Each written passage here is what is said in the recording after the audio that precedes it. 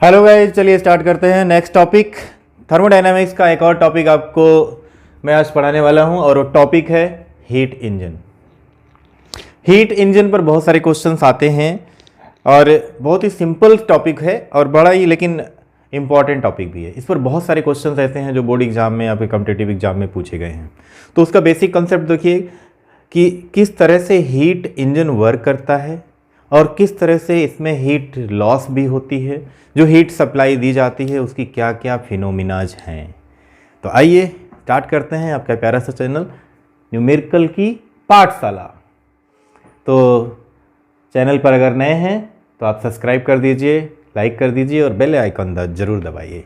आइए स्टार्ट करते हैं। टॉपिक क्या है अपना? सबसे पहले मैं बताऊंगा आपको second law of thermodynamics. Second law of, दिख रहा है? हाँ, सेकेंड लॉ ऑफ थर्मोडायनामिक्स। देखिए सेकेंड लॉ ऑफ थर्मोडायनामिक्स क्या होता है। सेकेंड लॉ में बहुत ही ज़्यादा डिटेल पीएचडी नहीं करनी है हमें, बेसिक स्टेटमेंट इसका समझना है, जानना है कि एक्चुअल में होता क्या है। कोई आपसे अगर पूछ पाए तो आप फ्रिक्वेंटली जवाब दे सकें कि सेकेंड लॉ ऑफ थर्मोडायनामिक्स क्या है ना। सेकेंड लॉ ऑफ थर्मोडायनामिक्स में जैसे मान लो इसमें बताया गया, अभी फर्स्ट लॉ ऑफ थर्मोडायनामिक्स में हमने क्या पढ़ा था? हमने ये देखा था कि अगर हम किसी सिस्टम को हीट देते हैं, किसी सिस्टम को हमने हीट दिया Q1, क्यों हीट दिया, तो इससे क्या क्या चीजें हुई? दो चीजें हुई, इंटरनल एनर्जी और वर्क डन। ये जनरेट हुआ था फर्स्ट लॉ में, इसीलिए आपने लिखते थे delta Q is equal to delta U plus delta W। और वही प्लस रहेगा कि माइनस रहेगा, वो डिपेंड करता था कि आप सिस्टम पे वर्क कर रहे हैं कि सिस्टम आप पे वर्क कर रहा है। Work done by the system हो रहा है या द ऑन द सिस्टम हो रहा है। अगर वॉल्यूम इंक्रीज कर रहा है इसका मतलब सिस्टम वर्क करता है, और सिस्टम अगर वर्क करता है तो वॉल्यूम इंक्रीज कर रहा है तो वर्क पॉजिटिव होता है। और अगर सिस्टम पर वर्क कर रहे हो, जैसे मान लो कि एक बैलून है, बैलून में हवा भरते जाओ भरते जाओ भरते जाओ, इसका मतलब वो गैस क्या कर रहा है? एक्सपेंड कर रहा है, वॉल्यूम को इंक्रीज कर रहा है। और वॉल्यूम को अगर इंक्रीज कर रहा है तो सोचो वर्क क्या होगा? पॉजिटिव हो जाएगा।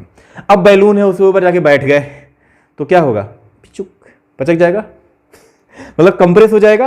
और कंप्रेस हो जाने से क्या होगा बेटा? वर्क डन नेगेटिव हो जाएगा। वॉल्यूम डिक्रीज कर जाएगा तो वर्क डन नेगेटिव हो जाएगा। ये सारी बातें फर्स्ट लॉ ऑफ थर्मोडायनामिक्स में पढ़ी जाती हैं। अच्छा, तो यहां सेकेंड लॉ में क्या हुआ? सेकेंड लॉ का स्टेटमेंट देखिए, बड़ा आसान सा मैंने बनाया है,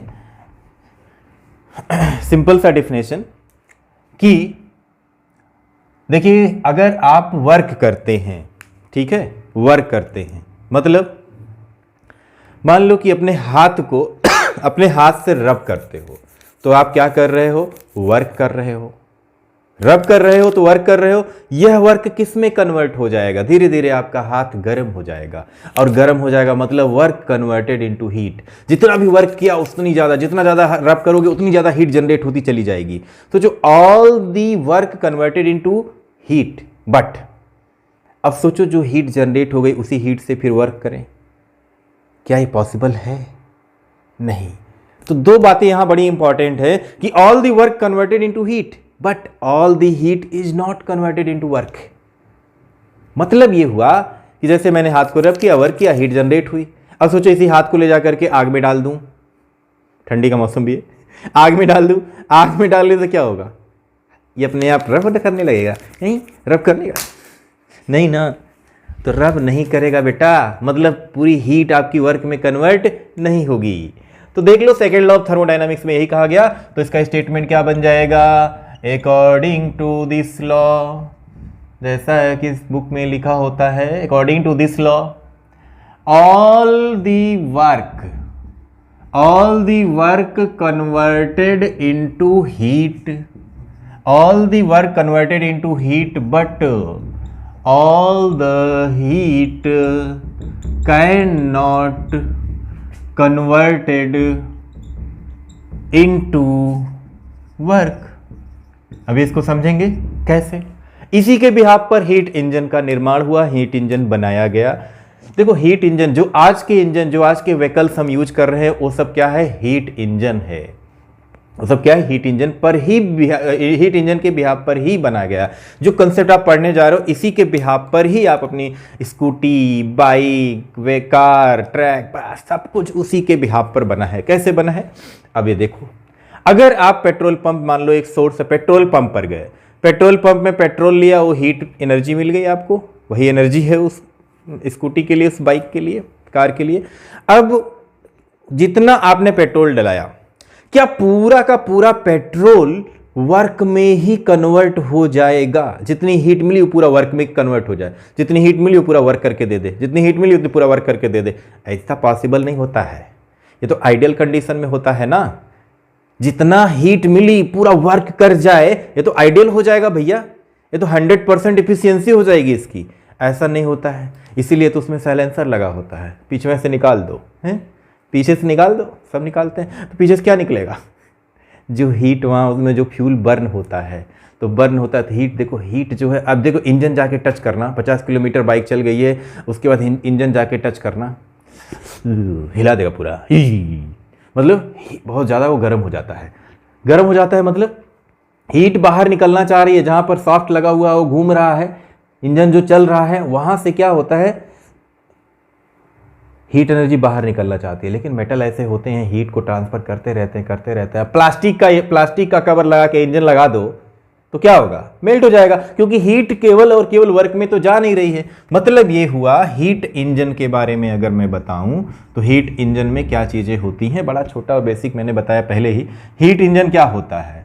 इट इज़ ए डिवाइस, ये एक ऐसी मशीन है, लिख सकते it is a machine, it is a machine which क्या करती है? It is a machine which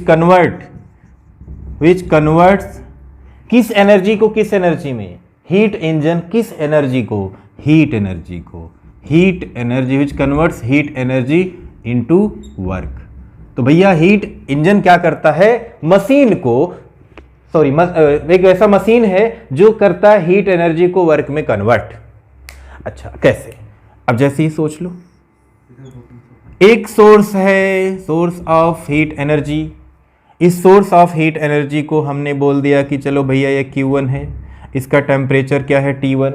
अब ये इंजन के पास आया, ये आपका इंजन में इसको डाला गया, किसको? Q1 हीट को।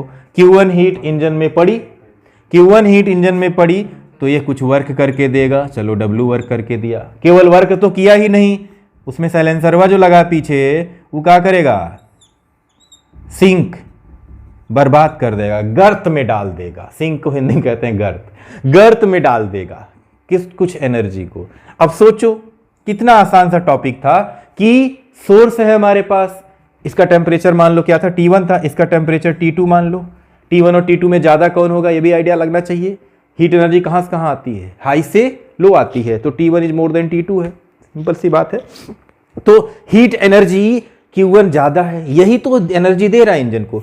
ये हमने फ्यूल इसमें भरा, हाँ, तो T1 से T2, क्योंकि T1 is more than T2 है तो हीट यहां से आ रही है, तो हीट इंजन ऐसे ही वर्क करता है। कितना सिंपल सा कंसेप्ट है, नीट में, IIT में कई बार इस पर सीधे सीधे क्वेश्चन पूछे गए हैं। अब ये बताओ कितना वर्क मिलेगा? अब किसी, मान लो इंजन को 100 लीटर पेट्रोल दे दिया, 100 लीटर पेट्रोल किसी इंजन को मिला। अब उसमें क्या किया? वो 70 लीटर वर्क में जो है यूज कर लिया, है ना, और 30 लीटर को गड्ढे में डाल दिया, गर्त में चला गया। मतलब 30 लीटर जल के साइलेंसर के पीछे निकल आया। एक्चुअली एनर्जी का ट्रांसफॉर्मेशन होना बड़ा जरूरी है। अगर एनर्जी ट्रांसफर नहीं होगी ना इंजन से बाहर की तरफ, तो इंजन वो अच्छी तरह से रोटेट नहीं कर पाता है। ठीक इसीलिए ये प्रॉब्लम आई। फिर कार्नोट, अगले टॉपिक में आप कार्नोट को देखोगे। कार्नोट ने क्या किया था? थ्योरेटिकल, हाइपोथेटिकल, इमेजिनेशन एक ऐसा इंजन बनाया है जो आज तक बना ही नहीं है। लेकिन अभी इसको समझो। तो वर्क कितना हुआ? Q1 हीट दिया, ये इधर निकल गया, तो वर्क कितना हो गया? Q1 दिया था, वर्क कितना होगा? ये Q2 निकाल दो इसमें से, -Q2, तो W is equal to Q1 - Q2, work done by engine हो गया। अब भैया ये वर्क डन हो गया, अगर इसके इफिशियंसी की बात करो, इफिशियंसी क्या हो जाएगी? मतलब कितना इफिशियंट है, कितना % ये इफिशियंट रहेगा। तो efficiency of efficiency of engine, तो इफिशियंसी ऑफ हीट इंजन क्या हो जाएगा? Eta is equal to work done. ध्यान देना, वर्क डन, कितना वर्क किया किसके रिस्पेक्ट में? Efficiency of the engine. अच्छा यहां से नहीं दिख रहा, इधर लिख रहा हूं मैं।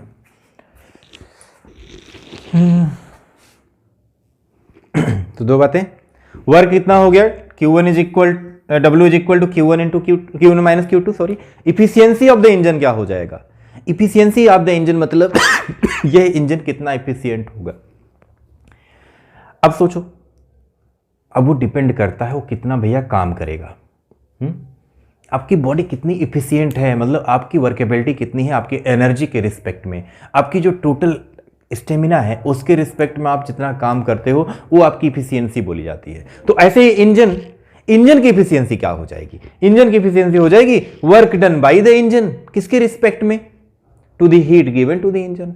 जो हीट एनर्जी आपने इंजन को दी उसके रिस्पेक्ट में उसने कितना काम करके आपको दिया, ये बता देगा इसकी इफिशियंसी। अब सोचो, efficiency eta is equal to चल रहा है वर्क W डिवाइड बाई जो हीट दी गई थी, वो हीट हमने क्या दी थी इंजन को? Q1 दी थी। W को आप Q1 माइनस Q2 भी लिख सकते हो डिवाइड बाई Q1, तो ईटा इज इक्वल टू बन जाएगा 1 माइनस Q2 बाई Q1। इस तरह से आप इफिशियंसी निकाल सकते हो in fraction form. W work done divide by Q1, तो Q1 बाई Q1 अलग अलग इसको तोड़ डालेंगे, Q1 बाई Q1 काट डाला, Q1 से Q1 कटा 1 आया, Q2 बाई Q1।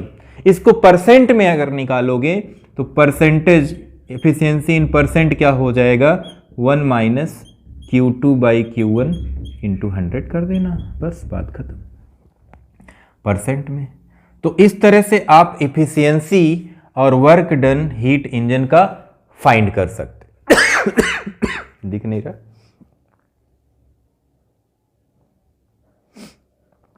ठीक है, इस तरह से इफिशियंसी इसका फाइंड कर सकते हो।